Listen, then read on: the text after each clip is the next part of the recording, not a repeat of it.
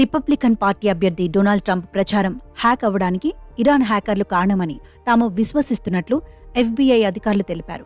America అధ్యక్ష ఎన్నికల్లో జోక్యం చేసుకునేందుకు ఇరాన్ హ్యాకర్లు యత్నిస్తున్నారని వెల్లడించారు. FBI ఇతర ఏజెన్సీల నుంచి వచ్చిన సమాచారం ఆధారంగా ఈ విశ్లేషణకు వచ్చినట్లు తెలుస్తోంది. ఈ హ్యాకర్లు కమలా హారిస్ ప్రచార బృందం సమాచారాన్ని కూడా హ్యాక్ చేయాలని యత్నించినట్లు తెలిపారు. సోషల్ ఇంజనీరింగ్, ఇతర ప్రయత్నాల ద్వారా వ్యక్తులను ప్రభావితం చేయాలన్నది ఇరాన్ లక్ష్యంగా కనిపిస్తున్నట్టు ఇంటెలిజెన్స్ వర్గాలు వెల్లడించాయి. డేటా చౌర్యం, కీలక సమాచారం బహిర్గతం చేయడం వంటి చర్యలను దీనికి మార్గంగా ఎంచుకున్నట్లు చెబుతున్నాయి.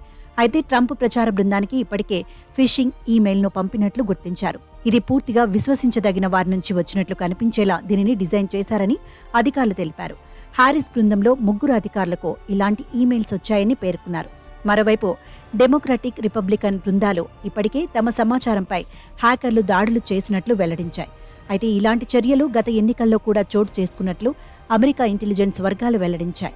మరోవైపు ఐరాసాలోని ఇరాన్ ప్రతినిధుల బృందం అమెరికా ఇంటెలిజెన్స్ ఆరోపణలను తోసిపుచ్చింది. అమెరికా ఆరోపణలు ఏమాత్రం ఆధారాలు లేకుండా ఉన్నాయని కొట్టిపారేసింది. అమెరికా ఎన్నికల్లో జోక్యం చేసుకునే ఉద్దేశం తమకు లేదని పేర్కొంది. అమెరికా ఏదైనా ఆధారాలు చూపించి మాట్లాడితే తాము దాని ప్రకారం ఖచ్చితంగా స్పందిస్తామని సవాల్ చేసింది. అయితే ఇజ్రాయెల్ హమాస్ యుద్ధం నేపథ్యంలో ఇరాన్, అమెరికా మధ్య తీవ్రస్థాయిలో ఉద్రిక్తతలు పెరిగాయి. అయితే అమెరికా ఎన్నికలను ప్రభావితం చేసేందుకు ఇరాన్ యత్నిస్తోందని ప్రముఖ టెక్ కంపెనీ మైక్రోసాఫ్ట్ ఇటీవలే ఆరోపించింది. ఆ దిశగా ఈ మధ్య ఆన్లైన్ కార్యకలాపాలు పుంజుకున్నట్లు తెలిపింది.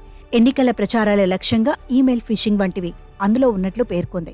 ఇరాన్కు చెందిన కొన్ని బృందాలు గత కొన్ని నెలలుగా దీనిపైనే పనిచేస్తున్నట్లు మైక్రోసాఫ్ట్ ఆరోపించింది. నకిలీ వార్తా వెబ్సైట్ల సృష్టి, సామాజిక కార్యకర్తల అనుకరణ వంటి మార్గాల్లో ఓటర్ల మధ్య విభజన కోసం యత్నిస్తున్నారని తెలిపింది.